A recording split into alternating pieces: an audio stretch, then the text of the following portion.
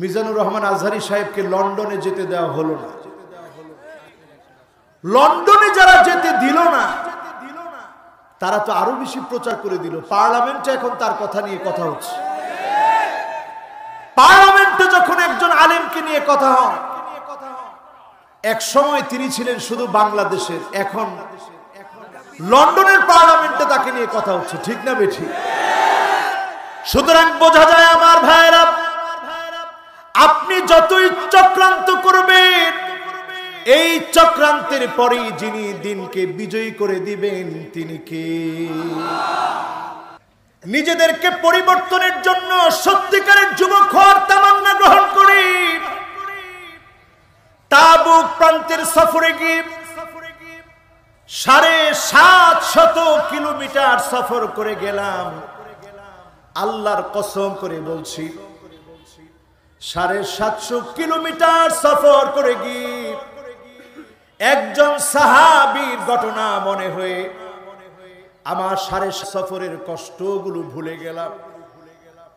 সাহাবীর নাম Abdullah joule বাজাদাইন।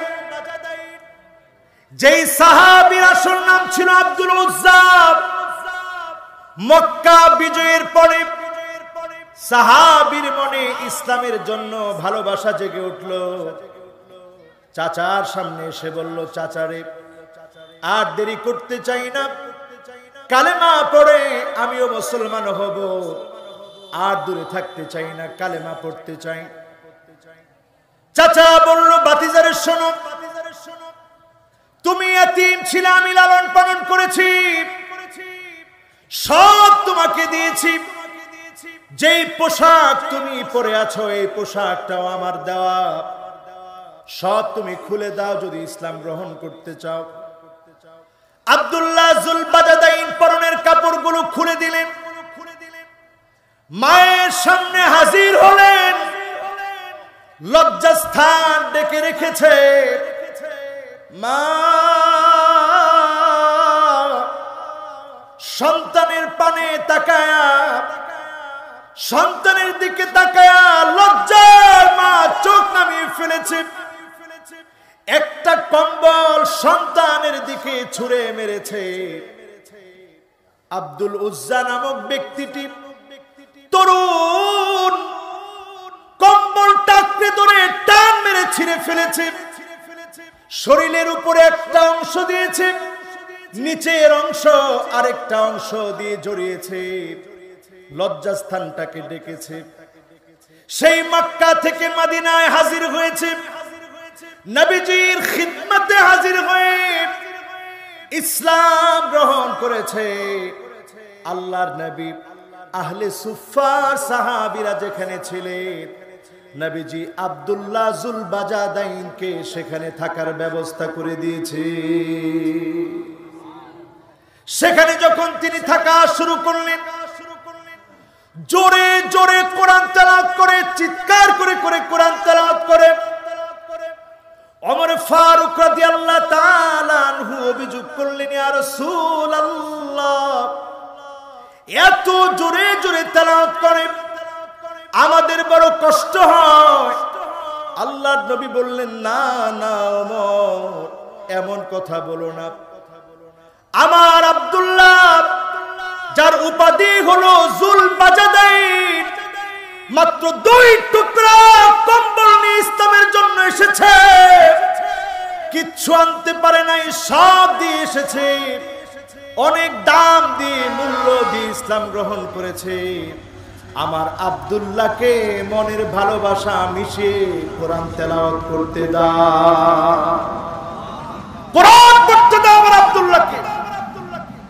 Abdullah joule বাজাদাইন তাবুকের যুদ্ধের দামামা যখন বেজে উঠেছে, নবীজির সামনে দাঁড়িয়ে বললেন, ইয়া রাসূলুল্লাহ, অনেক দেরি হয়ে গেছে ইসলাম গ্রহণ করতে, এতদিন পরে আমি কালেমা পড়েছি, কোনো সুযোগ পাই নাই, সুযোগ পেয়েছি, এখন একটা বারের জন্য অনুমতি দেন, তাবুকের প্রান্তে কাফেরদের বিরুদ্ধে লড়ব, নিজের তাজা রক্তগুলো ইসলামের জন্য ঢেলে দিয়ে শহীদ হয়ে যাব।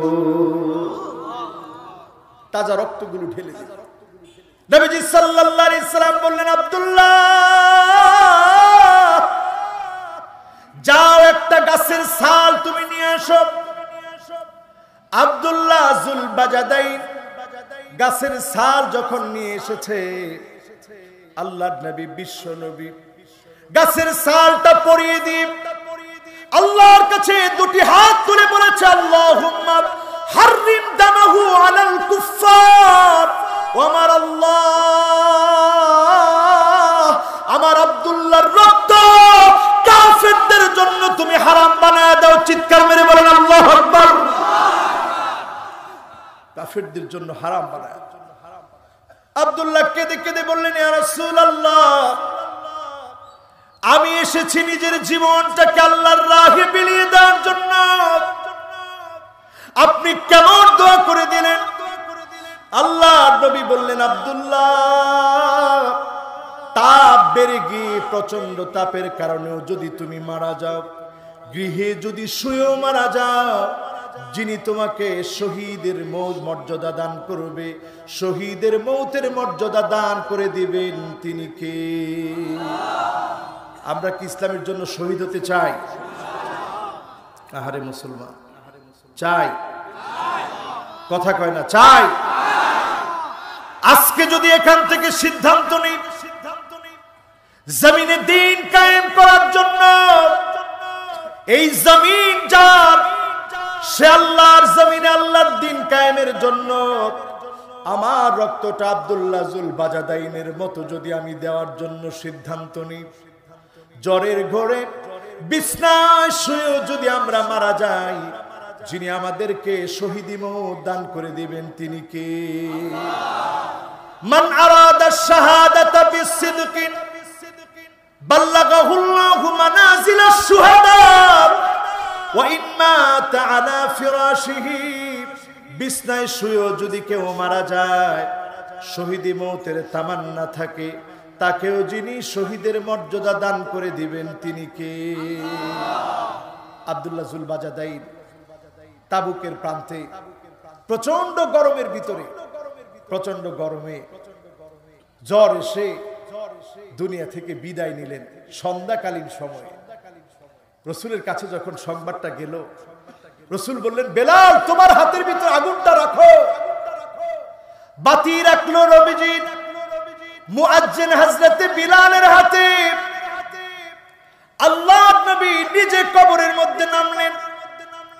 আবু বকর আর ওমরকে বললেন, দাও দাও আমার আব্দুল্লাহ জুল বাজাদাইনের লাশটা দাও। আল্লাহর নবী কবরের ভিতরে নিজে নেমে যখন রাখলেন লাশটাকে, আল্লাহকে ডাক দিয়ে বললেন, আল্লাহুম্মা ইন্নী আমসাইতু রাদিন আনহু ফারদি আনহু ইয়া রাব্বাল আলামিন। ও আমার আল্লাহ, আজকে সন্ধ্যা পর্যন্ত আমি আমার আব্দুল্লাহর উপরে খুশি ছিলাম, আপনিও আমার আব্দুল্লাহর উপরে খুশি হয়ে যান। বলেন আল্লাহু আকবার। আবু বকরের মতো সাহাবী বলতেছে, আহারে আমি যদি আব্দুল্লাহর জায়গায় থাকতাম। ওমর বলতেছে, আহারে আমি যদি আব্দুল্লাহর জায়গায় থাকতাম। সাহাবায়ে কেরামের হৃদয়ের তামান্না। ইবনে মাসউদ বলতেছে, আহারে এই গর্তে যদি আজকে আব্দুল্লাহ না থেকে আমি থাকতাম। সাহাবায়ে কেরামের কি তামান্না ছিল দিন বিজয়ের জন্য। এই ঘটনা যখন সাহাবীর মনে পড়ে গেল, তাবুকে গিয়ে, তাবুক প্রান্তে গিয়ে এই সাহাবীর মাকবারা যখন দেখলাম, মনে পড়ে গেল ইসলাম বিজয়ের জন্য যারা আসবে তাদেরকে যিনি বিজয়ী বানায় দিবেন তিনি কে? এবার আসুন আমার ভাইরা, কষ্ট হচ্ছে আপনাদের? কষ্ট হচ্ছে? জোরে একটা তাকবীর দেন তো, বলেন তো আল্লাহু আকবার।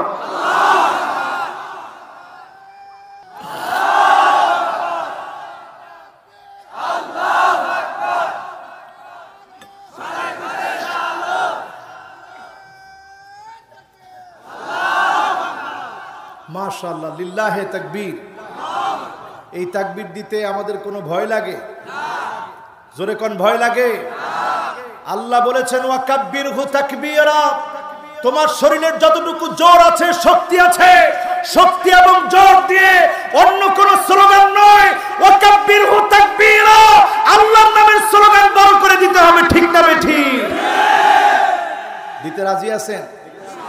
সব শক্তি দিয়ে আল্লাহর নামের স্লোগানটা বড় করে দেন তো দেখি।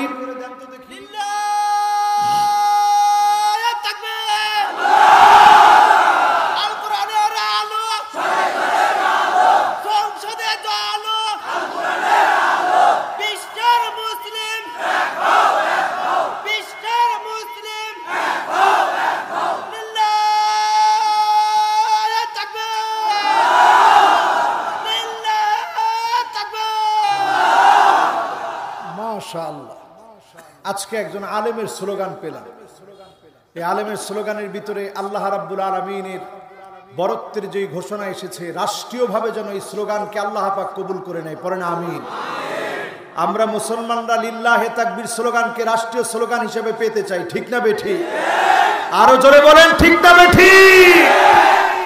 এই লিল্লাহে তাকবীর স্লোগান দিলে মাহফিলের ভিতর থেকে শয়তানের কুমন্ত্রণা যেভাবে ছুটে যায়, যদি আমরা আমাদের পার্লামেন্টে এই স্লোগানটা দিতে পারতাম তাহলে পার্লামেন্টও আমাদের পক্ষের হয়ে যেত, ঠিক না বেঠিক? রাজপথে দিতে পারলে দেখবেন, এইখানে দিলে দেখবেন 1 কিলোমিটার দূর থেকে মানুষ চিন্তা করে কিছু একটা হচ্ছে, ঠিক কি না? এই স্লোগানের সাথে আমাদের সম্পর্ক থাকবে তো ইনশাআল্লাহ। এবার আসুন আমার ভাইয়ের, আজকের এই মাহফিল থেকে এমন মানুষ হয়ে বাড়ি ফিরে যাব, সিদ্ধান্ত নিয়ে বাড়ি ফিরে যাব। আজকের এই মাহফিল থেকে আল্লাহর গোলাম হয়ে বাড়ি ফিরে যাব। 5টা বিষয়ের সাথে নিয়ে যাব। কয়টা? জোরে কোন কয়টা? আরো জোরে কয়টা? 5টা বিষয় নিয়ে বাড়ি যাব। 1 নাম্বার বিষয় হলো, যতদিন বাঁচবেন কারো মনে দুঃখ দিবেন না, কষ্ট দিবেন না।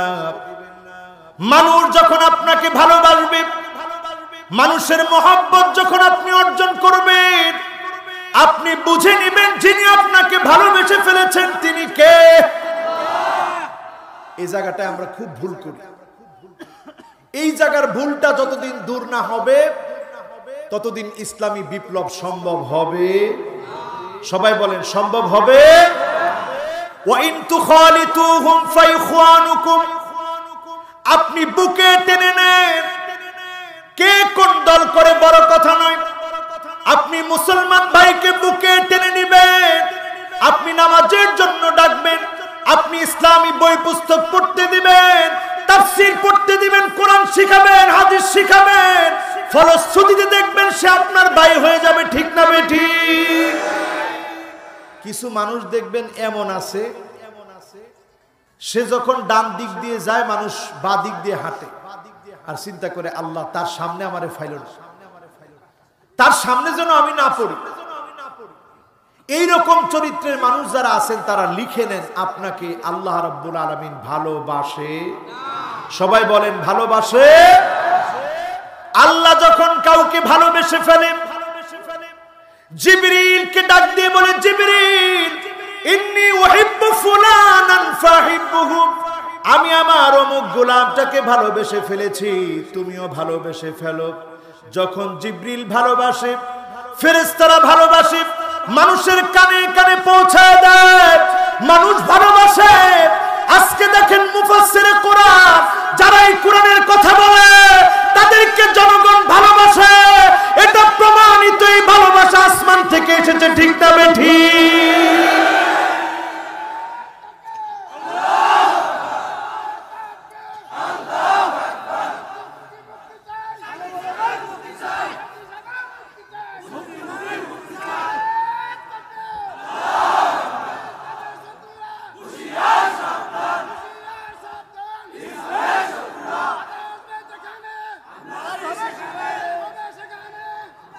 মনে রাখতে হবে, মনে রাখতে হবে, যখনই দেখবেন মানুষ যখন ভালোবাসে, বুঝবেন অপপ্রচার দিয়ে এই ভালোবাসা বন্ধ করা যাবে না, ঠিক না বেঠিক? দেখেন, মিজানুর রহমান আজহারী সাহেবকে লন্ডনে যেতে দেওয়া হলো না। লন্ডনে যারা যেতে দিল না তারা তো আরো বেশি প্রচার করে দিল। পার্লামেন্টে এখন তার কথা নিয়ে কথা হচ্ছে। পার্লামেন্টে যখন একজন আলেমকে নিয়ে কথা হয়, এক সময় তিনি ছিলেন শুধু বাংলাদেশের, এখন লন্ডনের পার্লামেন্টে তাকে নিয়ে কথা হচ্ছে, ঠিক না বেঠিক? সুতরাং বোঝা যায় আমার ভাইরা, আপনি যতই চক্রান্ত করবেন, এই চক্রান্তের পরেই যিনি দিনকে বিজয়ী করে দিবেন তিনি কে? আপনারা মনে করেছিলেন শিয়াবে আবি তালেবের ভিতরে গিরিপথের ভিতরে নবীকে আটকে রাখবেন, 3টা বছর আপনারা আটকে রাখলেন, আবু জাহাল উতবা সাহেবা আটকে রাখলো। তারা সিদ্ধান্ত নিয়েছিল দিনটাকে শেষ করে দেবে। আটকে রাখার পরে দিনের বিজয় আরো সন্নিকটে যিনি দান করে দিলেন তিনি কি? পথ সমুন্নত হলো, হত্যা করার সিদ্ধান্ত আসলো, এরপরে দেশ থেকে বের করে দেওয়া হলো। وَإِذْ يَمْكُرُ بِكَ الَّذِينَ كَفَرُوا لِيُثْبِتُوكَ أَوْ يَقْتُلُوكَ أَوْ يُخْرِجُوكَ। আপনি সিদ্ধান্ত নিলেন নবীকে আটকে রাখবেন, আপনারা সিদ্ধান্ত নিলেন নবীকে হত্যা করবেন, সিদ্ধান্ত নেওয়া হলো নবীকে বের করে দেওয়া হবে। এই জাতীয় সিদ্ধান্ত আগেও ছিল, এখনো থাকবে। এরপরই যিনি মক্কা বিজয় দান করে দিলেন তিনি কে? সুতরাং যখনই দেখবেন মানুষ ভালোবাসে, স্পষ্ট বুঝে নিবেন এই ভালোবাসা যার তরফ থেকে এসেছে তিনি কে? 2 নাম্বার পয়েন্ট আজকের এখান থেকে বাড়ি নিয়ে যাব তো ইনশাআল্লাহ। কয় নাম্বার? আরো জোরে। 2 নাম্বার পয়েন্ট হলো হুব্বু সামাইল কোরআন। কোরআনের প্রতি মোহাব্বত বাড়িয়ে দেন। জীবনে সব দেখলেন, কত দল করলেন, সব দেখা শেষ, সামনে হবে আল কোরআনের বাংলাদেশ। রাজি? সব দেখা শেষ, সামনে হবে আল কোরআনের, জোরে চিল্লায় বলেন, সব দেখা শেষ, সামনে হবে। এই স্লোগান যদি আমার আপনার মনোভূত হয়, মন থেকে যদি এই স্লোগানটা আসে, আল কোরআনু গিনান লা ফাকরা বাদাহু ওয়ালা গিনান দুনাহু, এই কোরআন ধনী, এই কোরআনের কাছে আসলে যিনি আমাদেরকে ধনী বানায় দিবেন তিনি কে? আরে মুসলমান, আমরা আজকে এই কোরআনের ধন, কোরআনের সম্পদ আমরা বুঝি না। একটা আয়াত যদি আজকে আপনি বুঝেন, পড়েন, হতে পারে এই একটা আয়াতের কারণে আপনার চক্ষু যিনি খুলে দিবেন তিনি কি? জুবাইর বিন মুতাইম রাদিয়াল্লাহু তাআলা আনহু, তিনি যখন কালেমা পড়েন নাই তখনকার কথা বলছি, নবীজির পাশ দিয়ে তিনি যাচ্ছেন। জুবাইর বিন মুতাইম নবীজির পাশ দিয়ে যখন যাচ্ছিলেন, আল্লাহর নবী একটা আয়াত তেলাওয়াত করছিলেন, আম খুলিকু মিন গায়রি শাইইন আম হুমুল খালিকুন।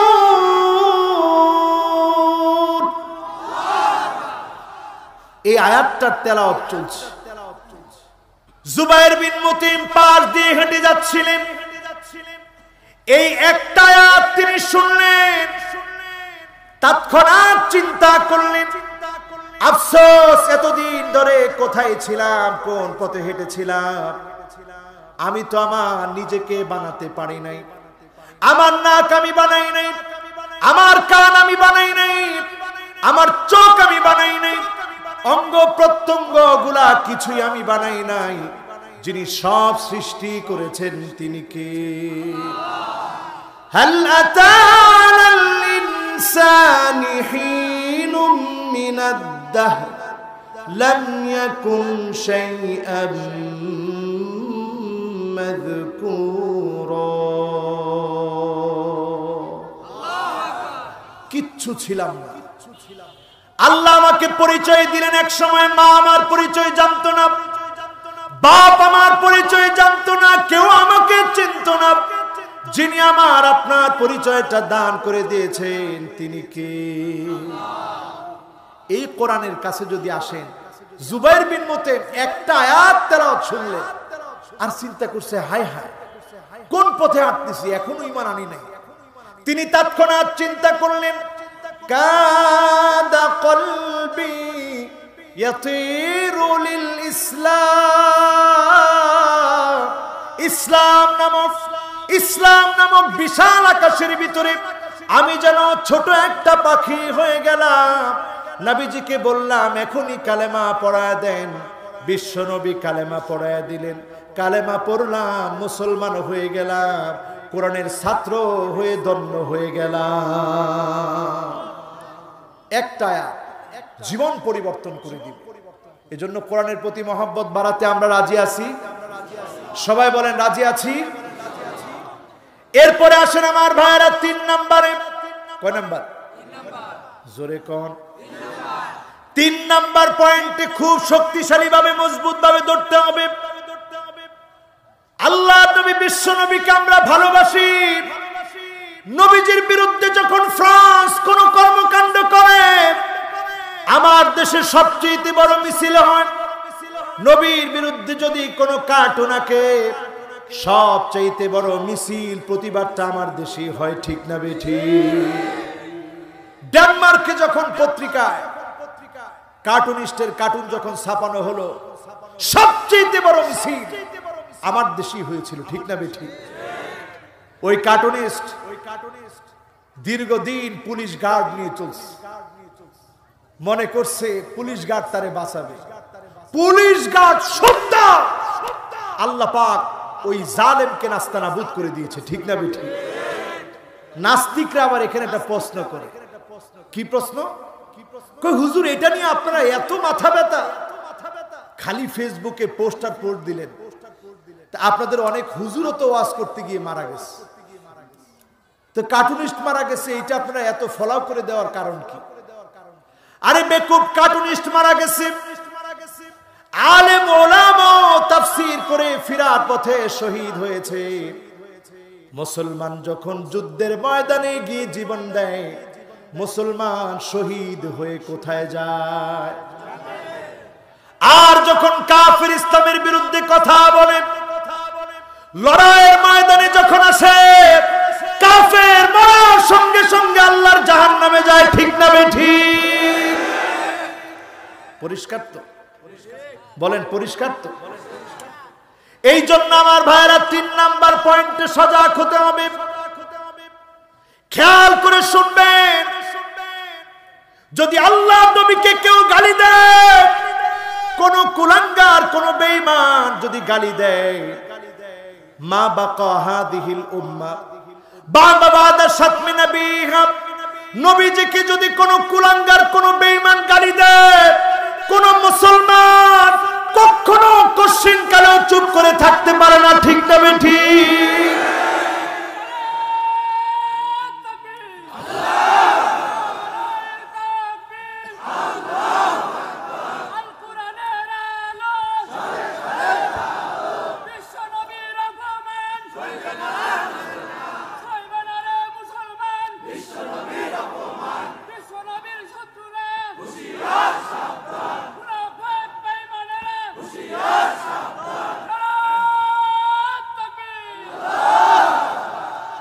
ইসলাম পেয়ে আমরা খুশি তো?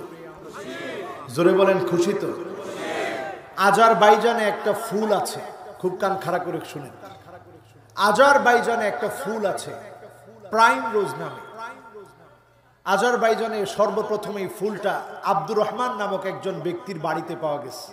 আব্দুর রহমান নামটা হিন্দুর না মুসলমানের? খ্রিস্টানের না মুসলমানের? বৌদ্ধের না মুসলমানের? আজারবাইজানে এই ফুলটা যখন পাওয়া গেছে আব্দুর রহমানের বাড়িতে, আব্দুর রহমান লক্ষ্য করে দেখে অদ্ভুত আকৃতির ফুল, হলুদ আকৃতির একটা ফুল, নাম প্রাইম রোজ। এই ফুলটা অদ্ভুত আকৃতির এই জন্য, যখন আল্লাহু আকবার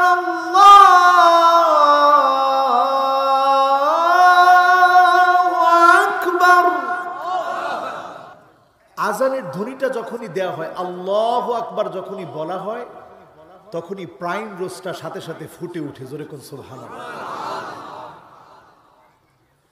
আব্দুর রহমান অবাক হয়ে গেছে, কি অবাক বিষয়।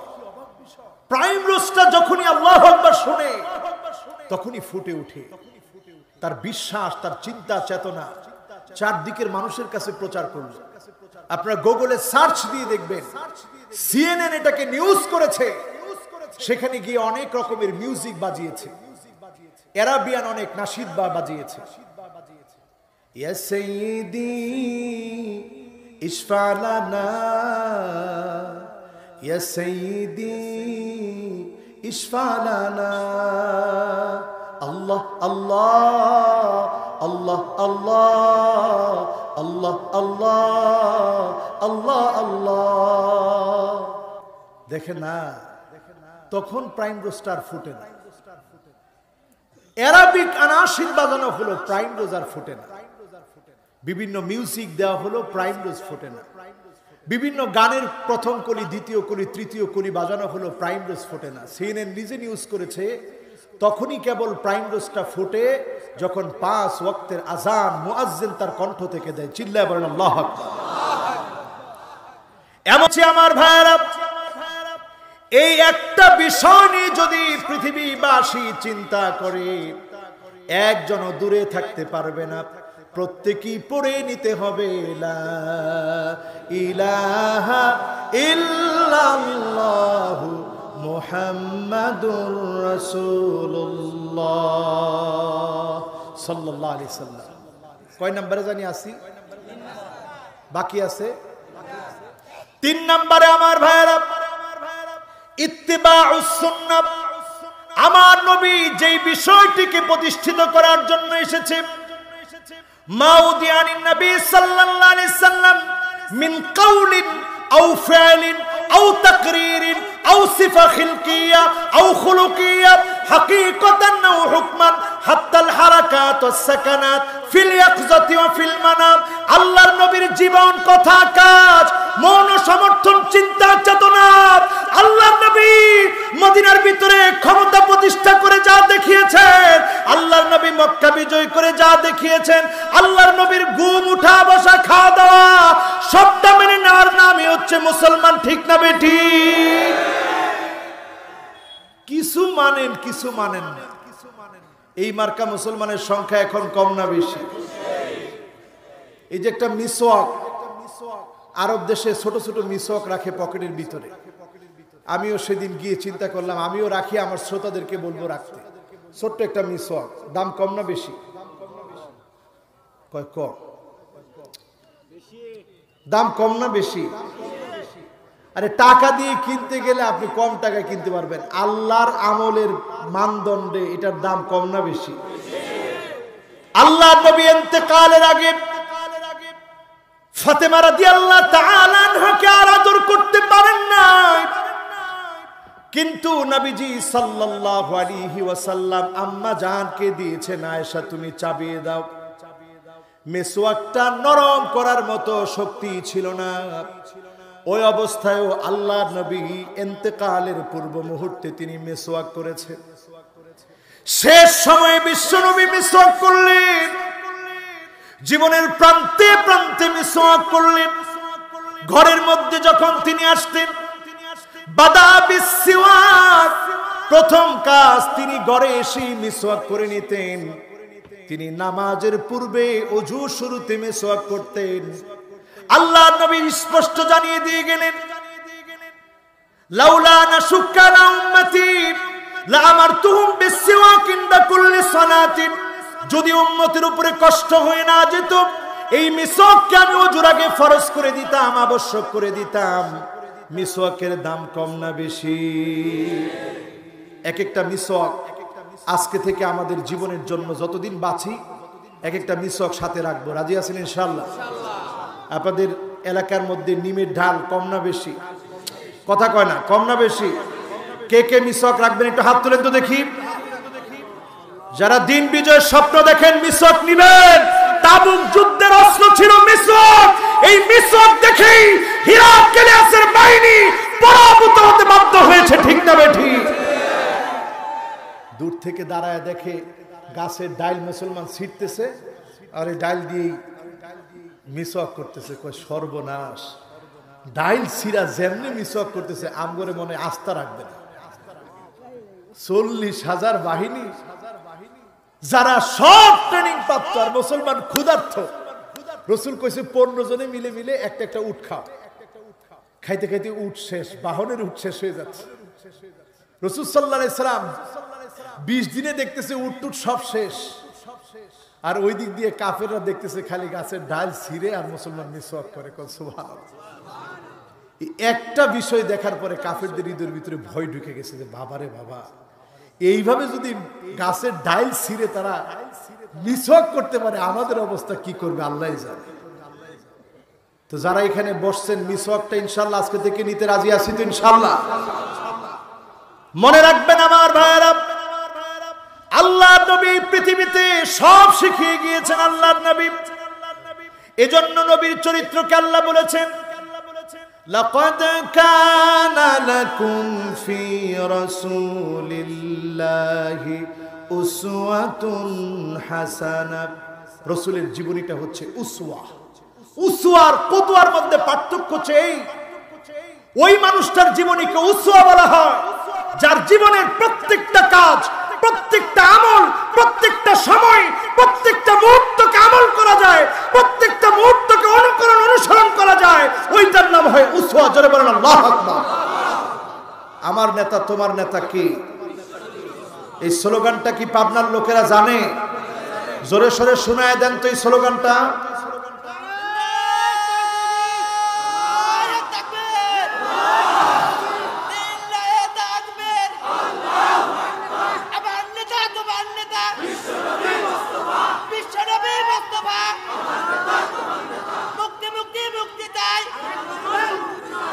এইটা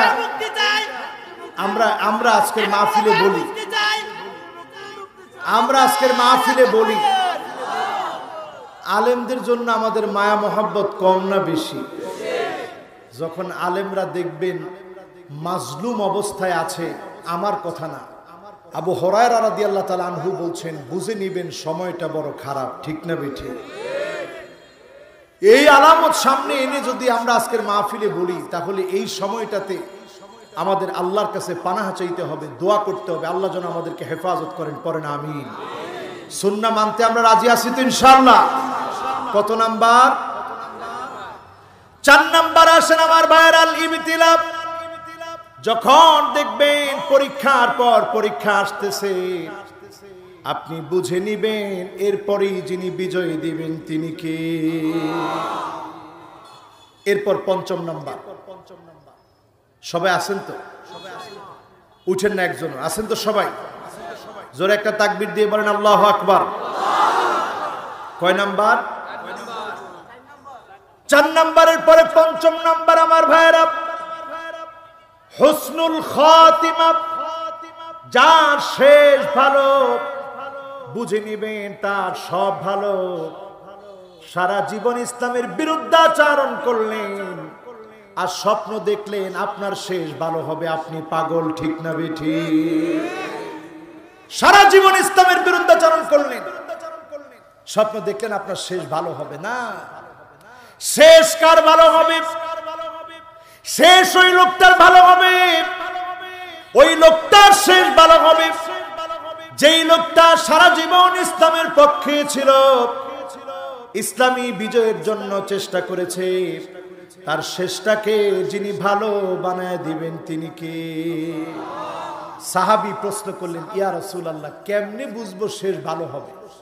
শোনা দরকার আছে না নাই? সাহাবী প্রশ্ন করলেন, কেমনে বুঝবো শেষ ভালো হবে কিনা? নবীজি বললেন, ইউফিকুহু বিআমালিন সালিহিন ক্বাবলা মাউতিহি। মৌতের আগে যদি কোনো না কোনো একটা ভালো কাজ করার সুযোগ আল্লাহ দিয়ে দেয়, আপনি বুঝে নিবেন যিনি শেষ ভালো আপনাকে দান করে দিয়েছেন তিনি কে।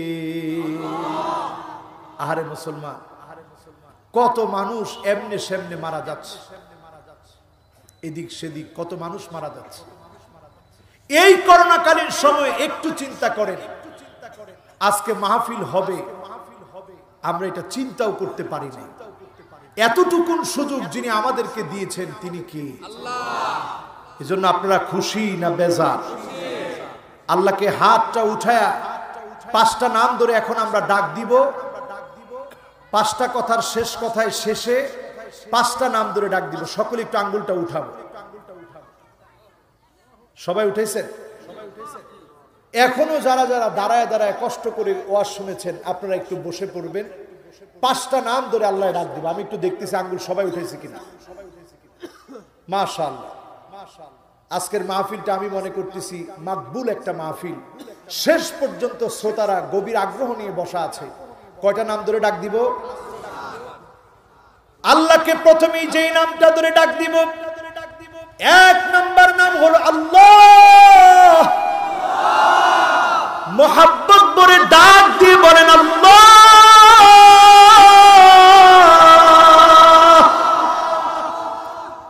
হাত নামায়েন। আলামুল লিযাতি, হাত নামায়েন না, একটু কষ্ট দিই। কষ্ট হচ্ছে? কষ্ট হচ্ছে? আলামুল লিযাতি ওয়াজিবুল উজুদি মুস্তাজমিউন লিজামিইল মাহামিদি ওয়াল মাহাসিন। আল্লাহ আমার আল্লাহর এমন একটা নাম, যত সৌন্দর্য আছে সব সৌন্দর্যগুলা যদি গেঁথে দেওয়া হয়, আল্লাহ নামের ভিতরে সব সৌন্দর্যকে খুঁজে পাওয়া যাবে। এই নামটা একটু মহব্বত ভরা কণ্ঠে আরেকটা বার ডাক দিয়ে বলেন তো আল্লাহ। আবার ডাক দিয়ে বলেন আল্লাহ। 2 নাম্বার আরো একটা নাম আর রহমান।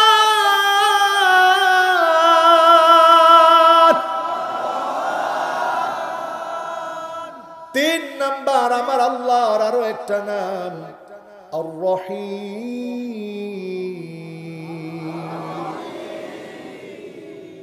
4 নাম্বার আমার আল্লাহর আরো একটা নাম আল হাই। 5 নাম্বার আমার আল্লাহর আরো একটা নাম আল কাইয়্যুম।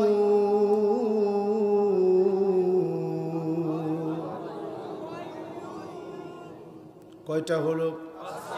সবাই বলেন আরো জোরে, আরো জোরে।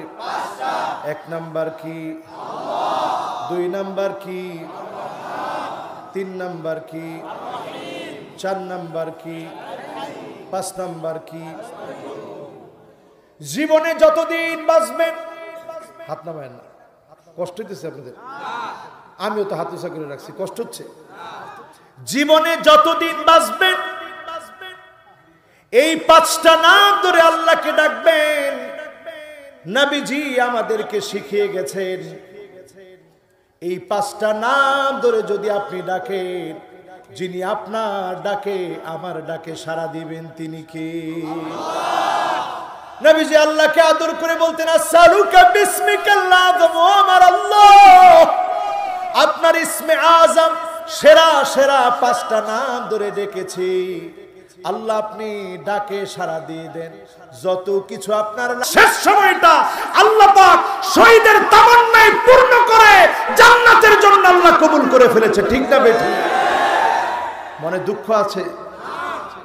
জীবন যদি এভাবে সাজাতে পারেন, যিনি আমাকে আপনাকে হুসনুল খাতেমা, শেষ ভালো, সব ভালো দান করবেন তিনি কে? কয়টা নাম?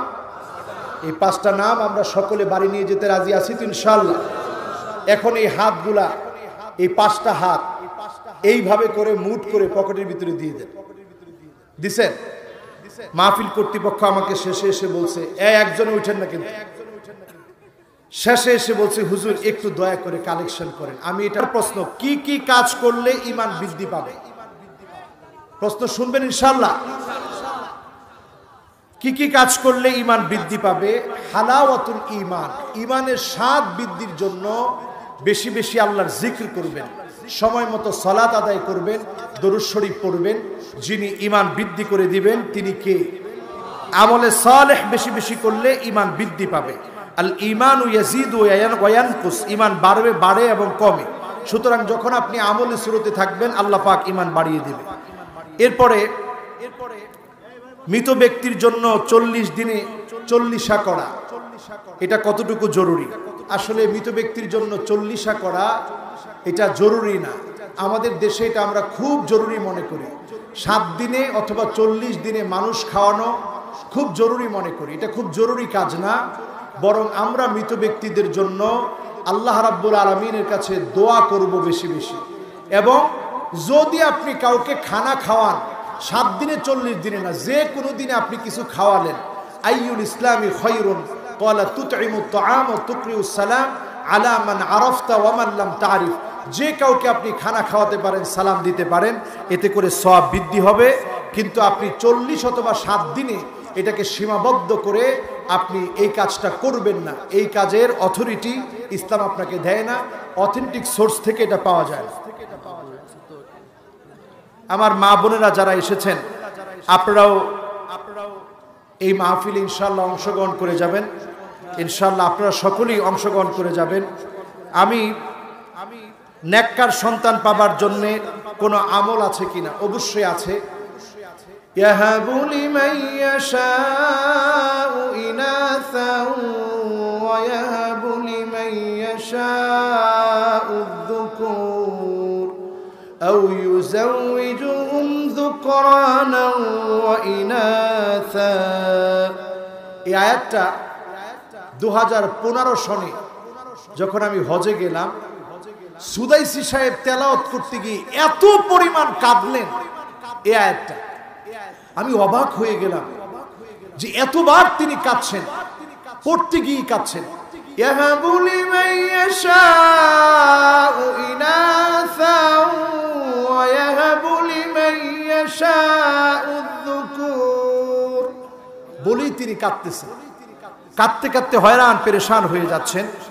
আমি এই জন্য প্রথমে আমার প্রশ্নকারীকে বলবো, বেশি বেশি আল্লাহর কাছে চাবেন। আমল কি?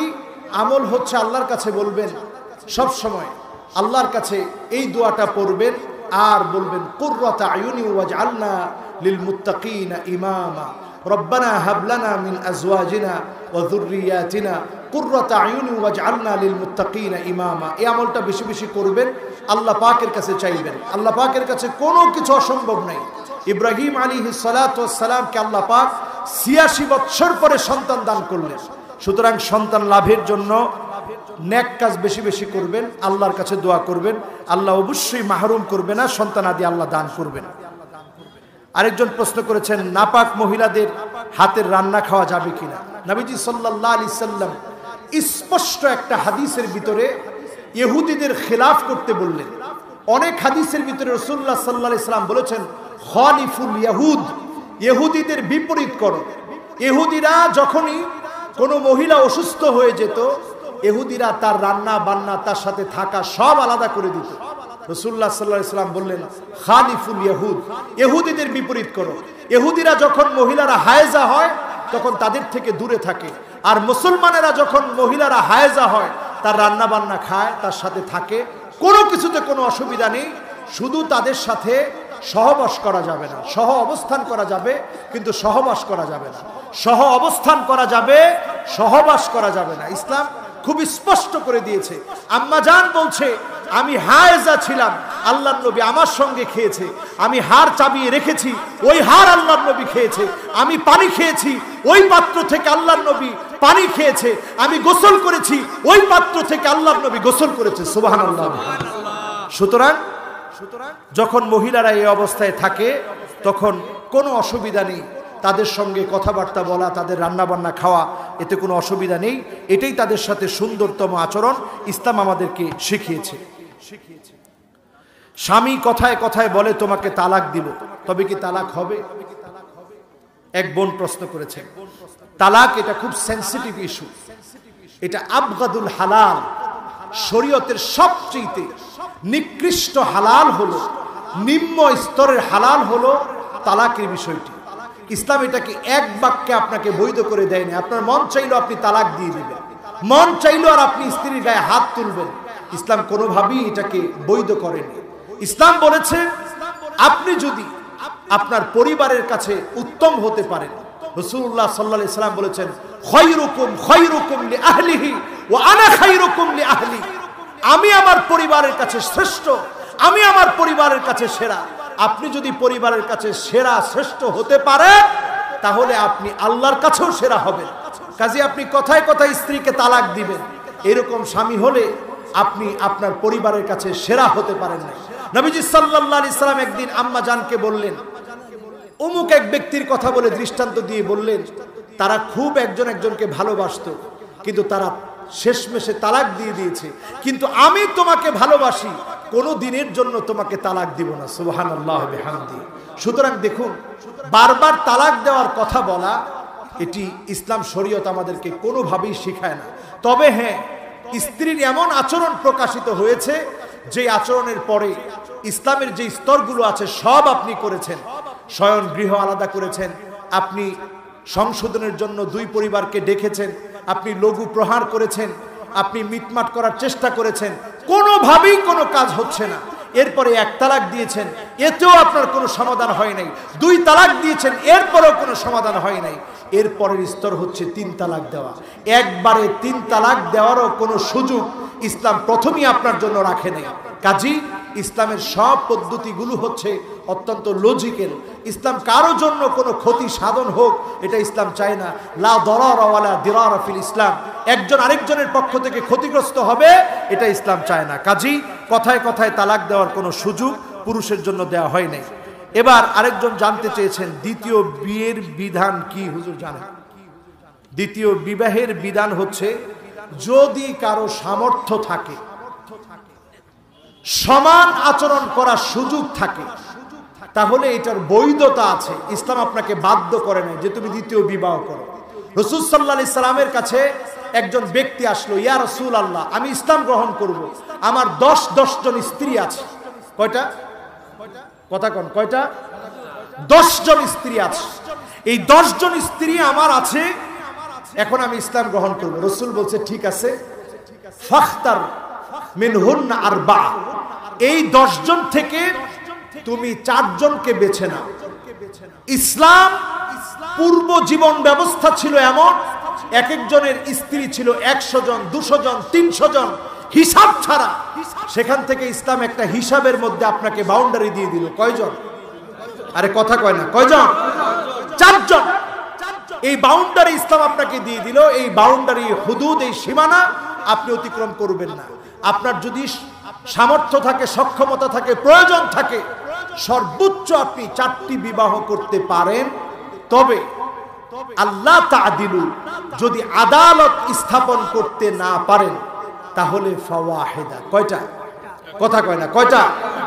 আর যদি আপনি আদালত স্থাপন করতে পারেন, সমতা দিতে পারেন, আপনার সক্ষমতা আছে, অর্থনৈতিক স্বাবলম্বিতা আল্লাহ দান করেছে, কুওয়া বাদানিয়া আছে, শারীরিক শক্তি আছে, মানসিক শক্তি আছে, অর্থনৈতিক শক্তি আছে, সমাজে প্রয়োজন আছে, যখন জেনা ব্যভিচার বেড়ে যাচ্ছে, এমন একটা অবস্থা, যখন বিধবার সংখ্যা যখন বেড়ে যাচ্ছে, এমন অবস্থায় আপনি সমতা নির্ধারণ করে আপনি যদি মনে করেন আমি দ্বিতীয় বিবাহ করব, ফানকিহু মা তাবা লাকুম মিনান নিসা মাসনা ওয়া সুলাসা ওয়া রুবা, তাহলে আপনি 2টা করতে পারেন, 3টা করতে পারেন, 4টা করতে পারেন।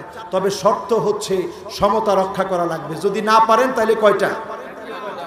আর একাধিক বিবাহ করা, এই একাধিক বিবাহ করা এটা বৈধ বিষয়, আপনার উপরে চাপায় দেওয়া হয় নাই, ফরজ বিষয় না, ওয়াজিব বিষয় না, বরং এটা মুবাহ একটা বিষয়, অতিরিক্ত বিষয়। যদি আপনি করেন, সমতা রক্ষা করতে পারেন, ভালো। আর যদি সমতা রক্ষা করতে না পারেন তাহলে কয়টা? সবাই বলেন কয়টা? একটা। এরপরে আরো অনেকগুলো প্রশ্ন আছে, উত্তর শুনবেন? কষ্ট হচ্ছে না তো? রাত মনে হয় অনেক গভীর হয়ে গেছে। আচ্ছা, আমরা ছোট্ট করে আজকে মোনাজাত করে দিব। নামাজের নিয়ত পড়তে হবে কিনা? নামাজের আমরা যে নিয়ত পড়ি, নাওয়াইতু আন উসাল্লি লিল্লাহি তাআলা, এই ধরনের নিয়ত পড়ার কোনো দরকার নাই। সবাই বলেন, এই ধরনের নিয়ত পড়ার কোনো দরকার নাই। তবে ইন্নামাল আমালু বিন্নিয়া, প্রত্যেক কাজের সূচনাটা শুরু হয় নিয়ত দিয়ে। আপনি যোহরের আগে দাঁড়িয়েছেন, আসরের নিয়ত করবেন না যোহরের?